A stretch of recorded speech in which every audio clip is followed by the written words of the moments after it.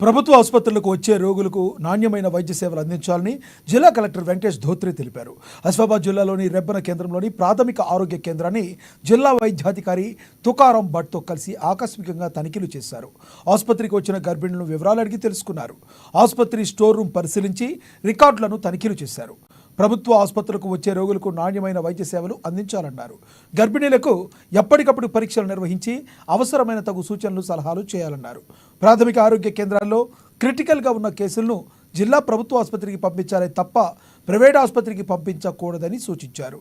రోగులను మంచిర్యాల ప్రైవేట్ ఆసుపత్రికి వెళ్లాలని సూచించడంతో వైద్యులపై కలెక్టర్ ఆగ్రహం వ్యక్తం చేశారు.